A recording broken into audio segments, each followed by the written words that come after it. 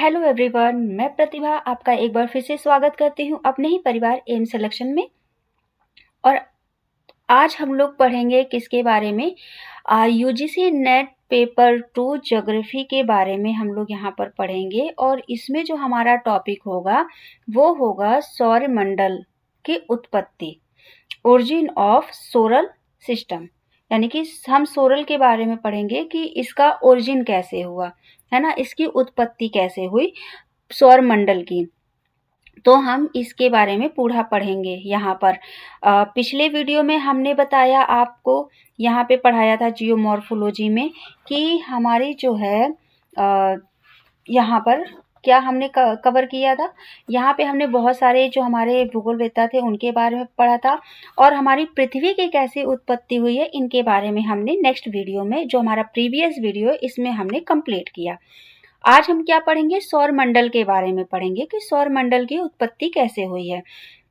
ये जो हम आपको यहाँ पे दे रहे हैं ये एग्जाम के पॉइंट ऑफ व्यू से वेरी इंपॉर्टेंट क्वेश्चन है, तो प्लीज़ इसको स्किप ना करिएगा और अपने दोस्तों के साथ वीडियो को ज़्यादा से ज़्यादा शेयर कर दें जो भी ज्योग्राफी के हैं। अच्छा, यहाँ पर जो यूजीसी नेट है के बच्चे हैं, यूजीसी नेट का तो है ही है, यहाँ पर जो पीजीटी वाले हैं वो भी कवर पढ़ सकते हैं, और जो पीजी कर रहे हैं ये बच्चे भी यहाँ पर कवर कर सकते हैं, है ना।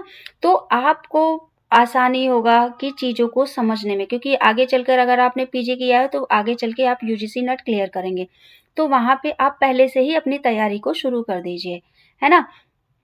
तो मुझे लगता है कि आप लोग बहुत समझदार हैं और चैनल को सब्सक्राइब ज़रूर कर दिया करिए, क्योंकि इससे हमारा मनोबल बढ़ेगा। और वीडियो को लाइक कर दें, शेयर कर दें बच्चों के साथ, है ना।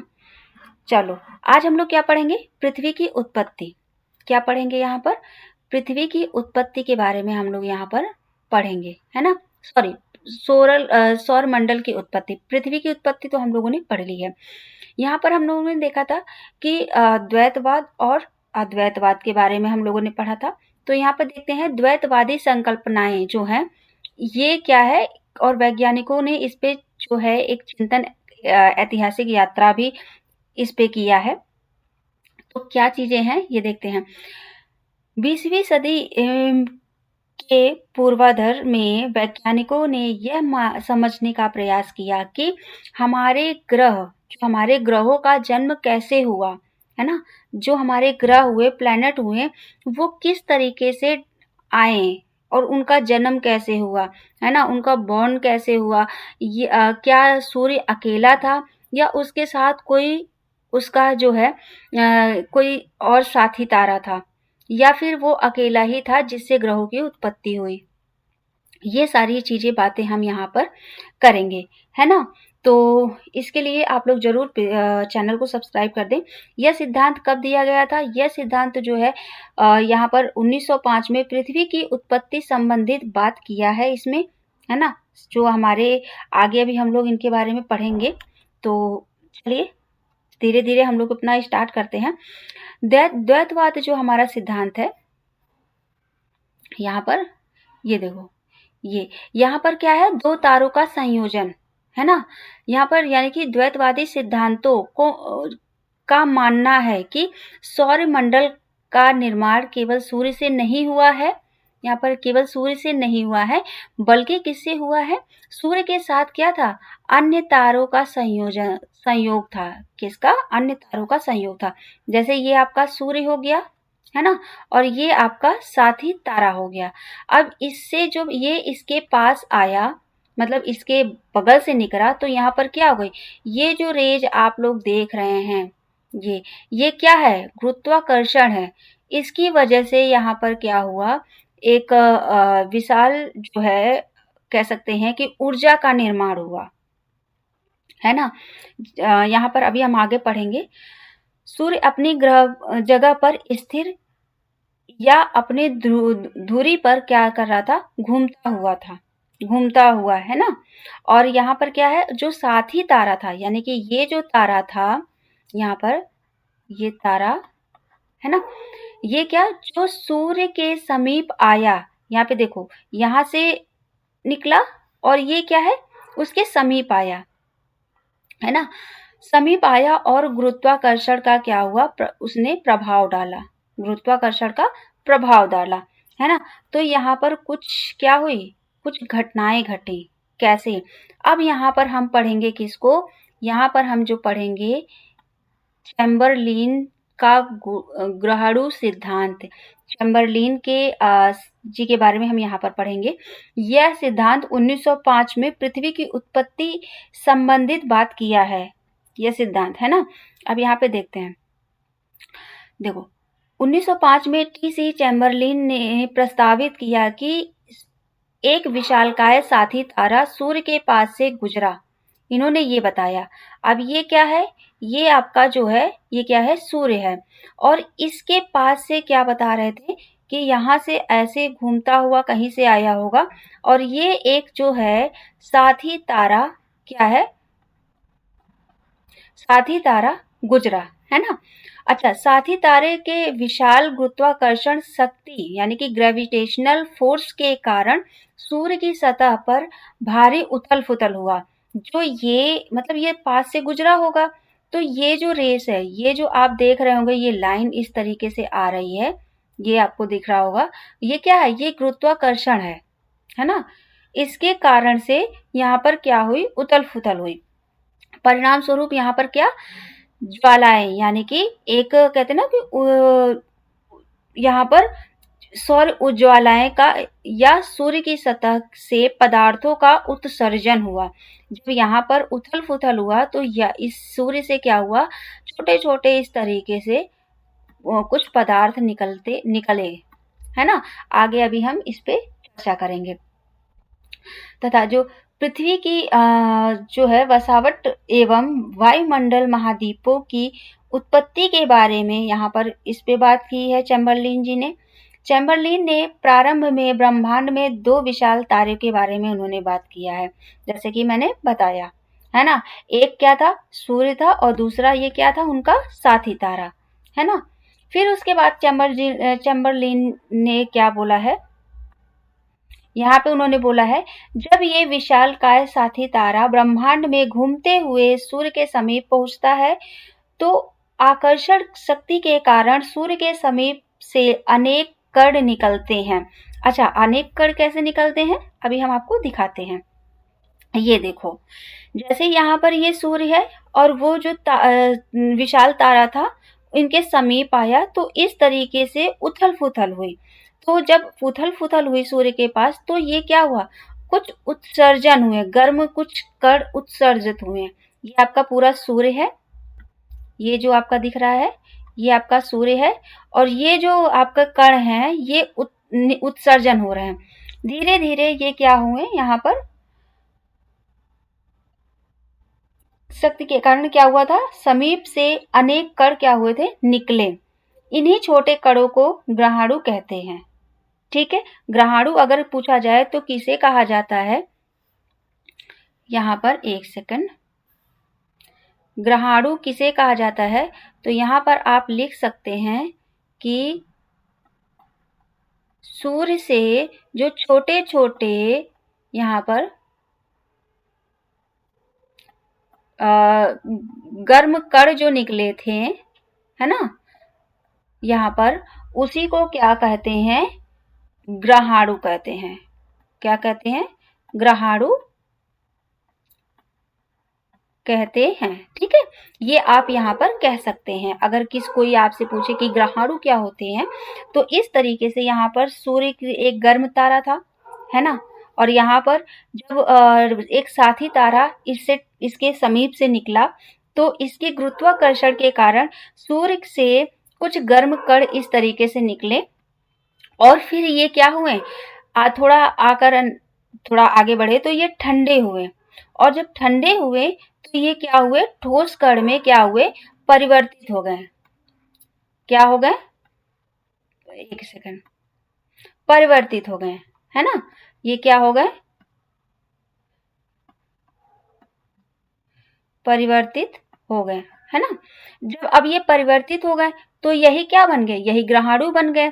आइए इसमें बात करते हैं, यहाँ पर देखते हैं क्या बोलते हैं ये। सूर्य के अलग हुआ यह पदार्थ गैसीय अवस्था में नहीं रहा, बल्कि अंतरिक्ष में आते ही ठंडा हो गया। मुख्य विशेषता नोट है ना, वह यह पदार्थ ठोस और शीतल हो गया। इन छोटे छोटे ठोस कणों को ग्रहाणु कहा गया। आगे बात समझ में, ग्रहाणु किसे कहते हैं। चलो अब हम यहाँ पे देखते हैं, ये ग्रहाणु कण जो है कण आपस में मिलकर एक पृथ्वी का निर्माण करते हैं। जैसे ये छोटे छोटे छोटे छोटे इस तरीके से जो कण थे, ये क्या हुए, पृथ्वी का निर्माण करते हैं तथा अन्य ग्रह की उत्पत्ति होती है। इन्हीं छोटे छोटे कणों से आपस में इस तरीके से ये मिलकर एक पृथ्वी का निर्माण करते हैं और यही छोटे छोटे मिलकर अन्य ग्रह का भी निर्माण करते हैं। ठीक है, समझ में आ गई बात। चलिए अब देखते हैं किस तरीके से इन्होंने निर्माण किया, है ना। चलो यहाँ पर हम कवर करते हैं। ठीक है, यह देखिए, बड़े पदार्थों की आकर्षण शक्ति, है ना, ये आपका क्या है, अट्रैक्शन है।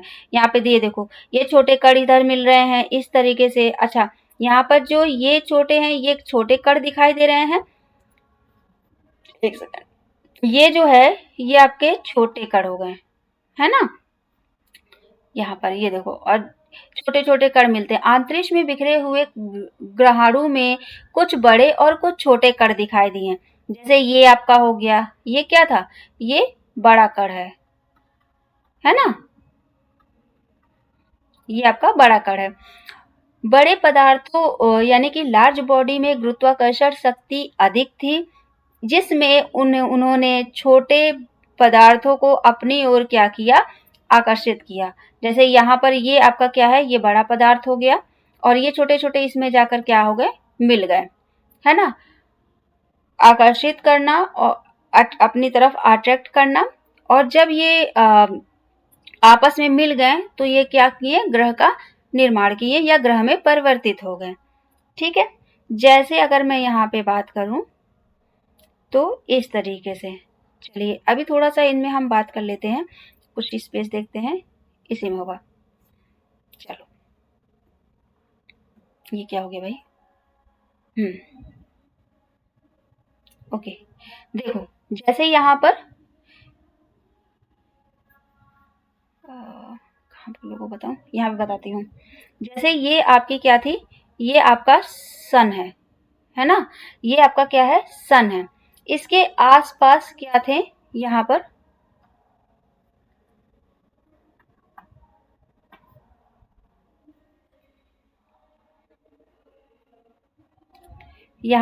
जैसे ये आपका क्या है, ये आपका सन हो गया और इसके आसपास क्या थी, यहाँ पर कोल्ड और क्या, यहाँ पर ये जो कण हैं ये क्या है, कोल्ड और ठोस कण थे, है ना। और फिर इसके बाद यहाँ पर ही छोटे छोटे क्या थे, विशाल एक स्टार आया, जैसे मैंने आगे बताया था, है ना। और ये तो हम यहाँ पे पढ़ ही चुके हैं, तो मुझे नहीं लगता कि रिपीट करने की जरूरत है, लेकिन चलो एक बार हम फिर से भी रिपीट कर लेते हैं ताकि आप लोगों को कोई डाउट ना रहे, है ना। चलो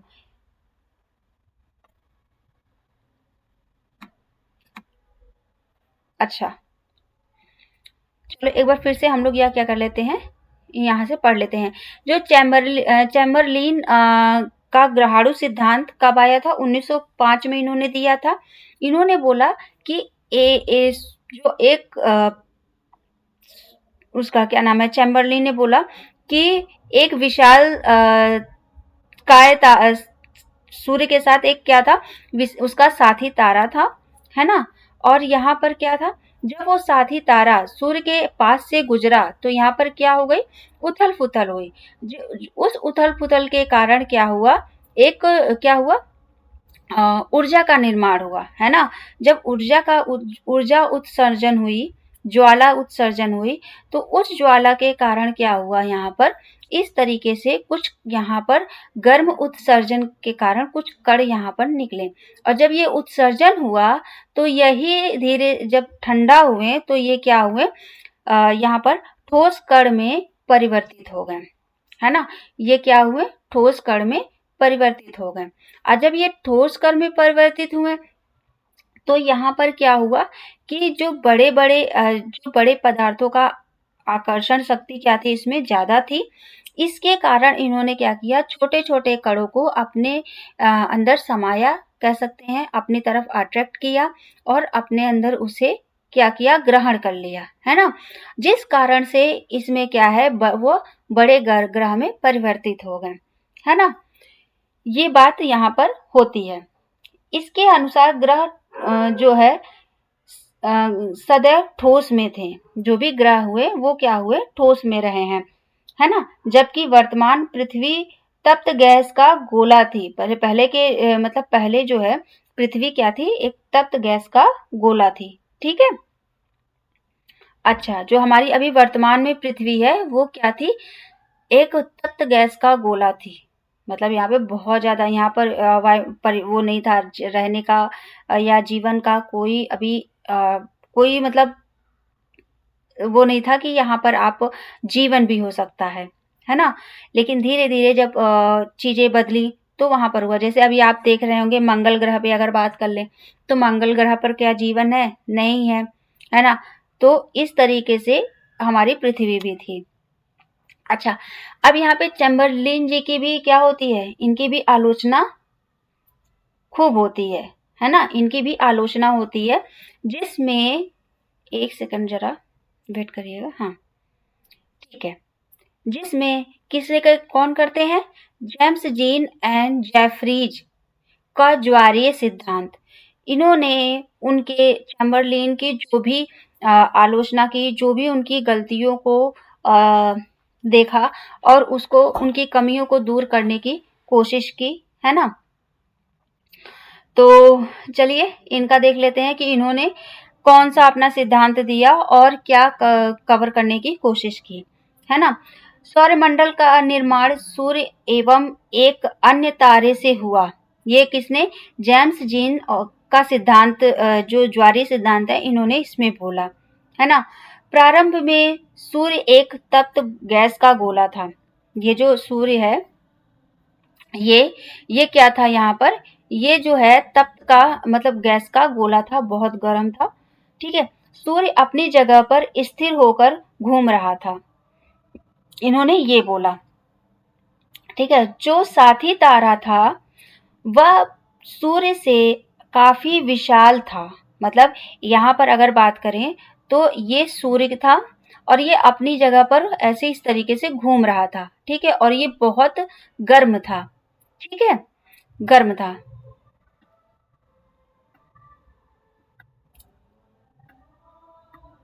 ये सूर्य गर्म था। ठीक है। इसी के पास एक विशाल तारा था जो उससे क्या था, बड़ा था। ठीक है, बड़ा था। तो ये क्या हुआ, यहाँ पर हम बात करते हैं मतलब आकार में और आयतन की दृष्टि में भी ये काफी बड़ा था सूर्य से, ये इनका मानना था जेफरीन जी का। जब साथी तारा सूर्य के निकट आता है तो ज्वारीय बल के कारण इसमें एक क्या होती है, फिलामेंट आता है ना? फिलामेंट आता है। यह कुछ फिलामेंट टूट कर सूर्य का चक्कर लगता है। यानी कि जो भी फिलामेंट जो टूटता है जब इसके निकट आता है गुरुत्वाकर्षण के कारण, तो ये कुछ फिलामेंट टूट जाता है और ये क्या करता है, फिर सूर्य का चक्कर लगाता है और समय के साथ ठंडा होकर क्या करता है, यह पृथ्वी तथा अन्य ग्रह में परिवर्तित हो जाते हैं या निर्माण करता है ना? ये इन्होंने किसने, जेफरीन जी ने बताया। ठीक है। यह सिद्धांत 1919 में दिया गया था। इन्होंने कुछ बातें मानी, जैसे सौरमंडल का निर्माण सूर्य एवं अन्य तारे के संयोग से हुआ, ये इन्होंने माना। ठीक है। अच्छा, अब यहाँ पे थोड़ा सा और हम चीजें देखते हैं। सूर्य जो है तब ये तो गोला आपका हाई है। ठीक है। सूर्य अपनी जगह पर क्या था, स्थिर होकर घूम रहा था। साथ ही तारा आकर इनके आकार में और आयतन में भी बहुत विशालकाय या बड़ा था। ठीक है। जिसके कारण ये क्या हुआ, इनके गुरुत्वाकर्षण के कारण यहाँ पर सूर्य से कुछ कण जो हैं वो उत्सर्जित हुए और धीरे धीरे जब वो ठंडे हुए तो वो क्या हुए, ग्रह में परिवर्तित हुए। ठीक है, ये एक सिंपल सा इनका था, लेकिन हम थोड़ा सा इनके बारे में पढ़ते हैं यहाँ पर। ये तो मैंने अपनी बात आपको बताई। ये देखिए, ये आपका सूर्य का एक गैस गोला हुआ। यहाँ पे मैंने चित्र भी इसीलिए दिया है जिससे आपको चीजें क्लियर हो जाएं। सूर्य अपनी जगह पर क्या है, घूर्णन गति पर है ना।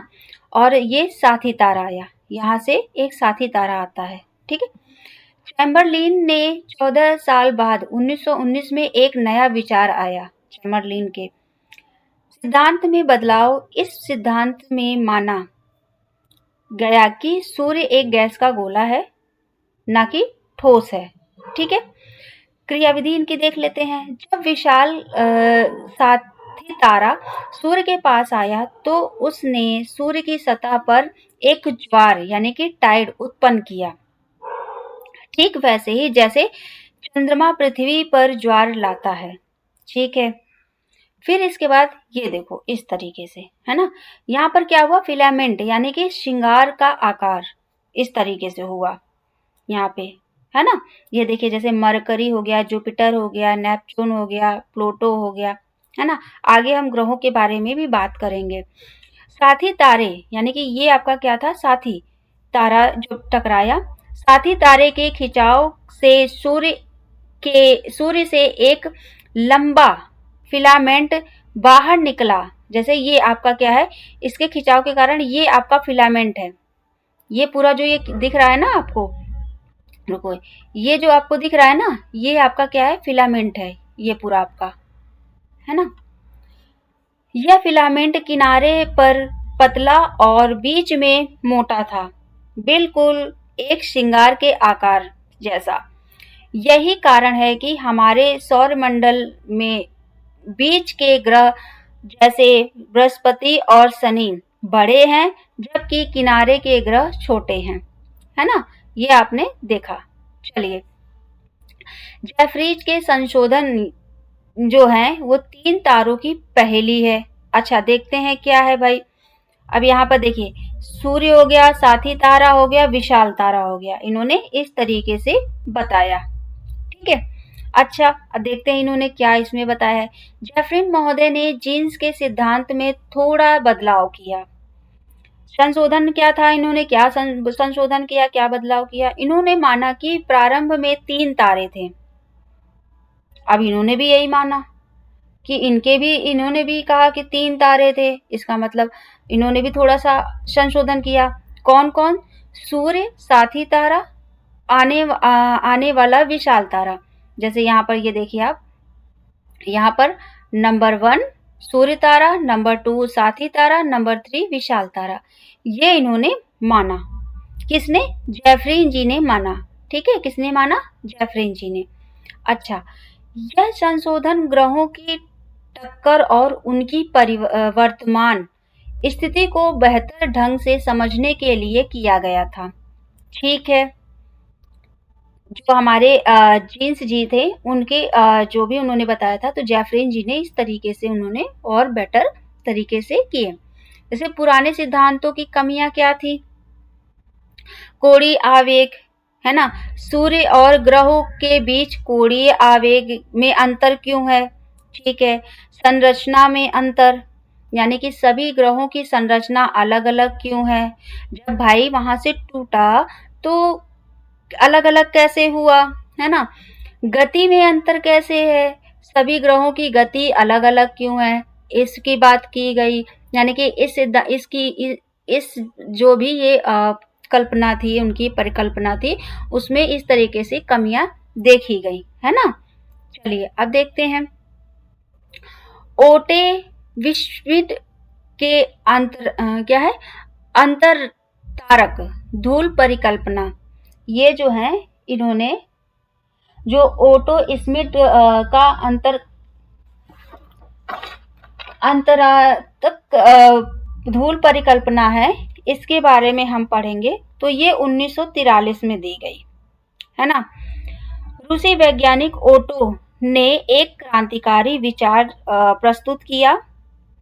ठीक है, इन्होंने क्या बदलाव किया कि ग्रह सूर्य से नहीं बने हैं, जो इन्होंने बताया कि ग्रह जो हैं वो किससे, सूर्य से नहीं बने हैं, बल्कि सूर्य ने उन्हें गोद लिया है।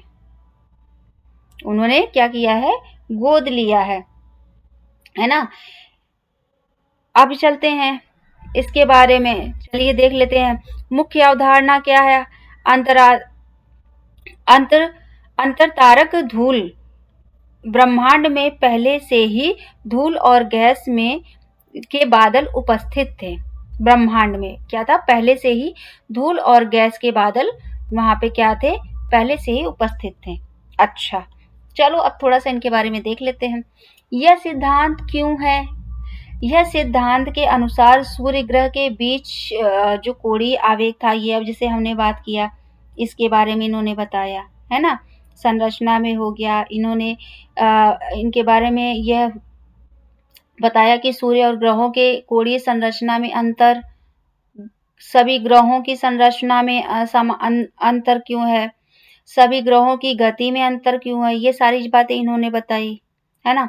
फिर उसके बाद इनकी सबसे बड़ी विशेषता बताया कि सूर्य एक की उत्पत्ति धूल और गैस के कणों से हुई। इन्होंने सबसे पहले ये बताया है ना, ये देखिए यहाँ पर। फिर उसके बाद इन्होंने बताया कि यह सिद्धांत ऑटो स्मिथ ने कब, 1943 में दिया। ठीक है, इस परिकल्पना से यह पता चलता है कि सूर्य और ग्रहों के बीच कोणीय आवेग का अंतर है, ये पता चलता है इस परिकल्पना से यहाँ पर, है ना। अच्छा, अब देखते हैं कि किस तरीके से। चलो, इन्होंने बताया कि ब्रह्मांड में धूल और गैस उपस्थित हैं। जैसे ये देखिए आप यहाँ पर, है ना, यहाँ पर क्या है, गैलेक्टिक कैप्चर, यानी कि धूल और गैस का ग्रहण। यहाँ पर ये देखो आप इस तरीके से, है ना। चलिए, जब सूर्य आकाश गंगा के समीप से गुजरा तो सूर्य की आकर्षण शक्ति के कारण कुछ धूल एवं गैस सूर्य के समीप आ गए। मतलब ये जो आपका सूर्य है यहाँ पर, ये, हाँ, ये जब इसके पास से गुजरा, आकाश गंगा के पास से, तो ये जो गैलेक्सी के पास से, तो इसके गुरुत्वाकर्षण के कारण धूल और गैस जो है इसके समीप आए, है ना। और फिर क्या हुआ यहाँ पर,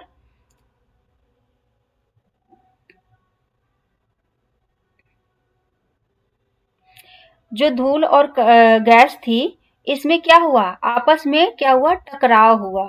क्या हुआ, टकराव हुआ। और जो कण थे वो उनकी गति में क्या हुई, कमी हुई। जब यहाँ पर आपस में इन्होंने ये टकराने लगे इस तरीके से, तो इनके गति में क्या हुई, कमी हुई। तो जो भ्रूण में ग्रह में परिवर्तित हुए, ठीक है, भ्रूण ग्रह में क्या हुए थे, डस्ट पार्टिकल के जो ये भ्रूण ग्रह कैसे बने थे, जो डस्ट पार्टिकल थे उनके, उनसे क्या हुआ, मिलते गए, है ना। तो वो क्या हुए, क्षुद्र ग्रह बने। क्या बने, क्षुद्र ग्रह बने। ठीक है, क्षुद्र ग्रह धूल कणों से अपना साथ क्या हुआ, क्षुद्र ग्रह जो है धूल कणों में अपने साथ मिलाएगा तो यह उपग्रह बनेगा। जो है, जैसे यहाँ पर जो है क्षुद्र ग्रह जो है, ये धूल और कण को अपने साथ मिलाया उन्होंने, और फिर क्या बना, उपग्रह ग्रह। ठीक है, और जब यह उपग्रह में धूल कण मिला तो वो किसकी उत्पत्ति हुई, पृथ्वी की उत्पत्ति हुई। ठीक है, ये आपका पूरा एक मैप था। जैसे अब यहाँ पे बताती हूँ, जैसे यहाँ पर इस तरीके से क्या था, पहले क्षुद्र ग्रह हुआ, ठीक है, इसमें फिर यहाँ पर क्या हुआ, धूल कण मिले, तो यहाँ पर क्या हुआ, उपग्रह की उत्पत्ति हुई, है ना। फिर यहाँ पर इसके साथ यहाँ पर क्या हुआ, धूल कण मिले, तो ये क्या हुआ, पृथ्वी की उत्पत्ति हुई।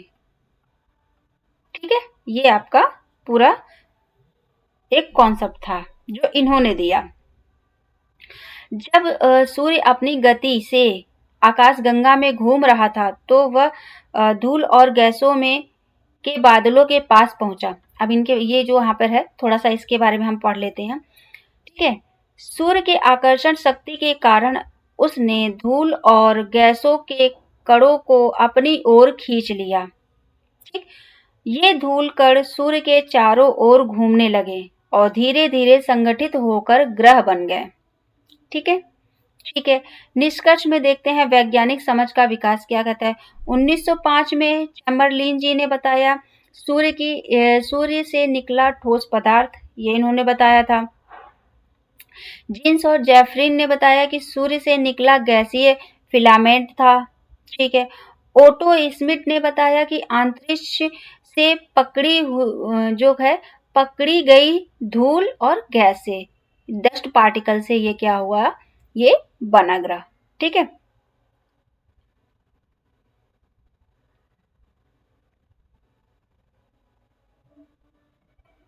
ठीक है, तो ये हमारा कुछ आपको समझ में आया होगा कि सौर मंडल की उत्पत्ति कैसे हुई। हमने तो यहाँ पर आपको पूरे तरीके से प्रयास किया है समझाने का कि सौर मंडल की उत्पत्ति कैसे हुई। आगे के चैप्टर में हम यहाँ पर पढ़ेंगे बिग बैंग थ्योरी के बारे में। किसके बारे में? बिग बैंग थ्योरी के बारे में पढ़ेंगे कि बिग बैंग थ्योरी हमारी क्या कहती है। और अगर आपको यहाँ पर नहीं समझ में आ रहा है, कोई डाउट है, कोई क्वेरी है, तो प्लीज़ आप लोग मुझसे कमेंट सेक्शन में ज़रूर जुड़िए और मुझसे पूछिए, जिससे हम आप लोगों के जो भी डाउट हैं उनको हम पूरा उसको दूर कर सकें और आपकी क्लासेस को और बेटर तरीके से बना सकें। तो जो भी बच्चे हैं यूजीसी नेट के हो या पीजीटी के हो, है ना, या फिर जो एमए ज्योग्राफी से कर रहे हैं, तो प्लीज़ ये वीडियो उन लोगों के लिए है। वो आप इजीली वे में इसे देख सकते हैं, समझ सकते हैं और पढ़ सकते हैं। ठीक है, जिससे आपका कॉन्सेप्ट क्लियर हो और आप अपने एग्जाम में मार्क्स स्कोर कर सकें।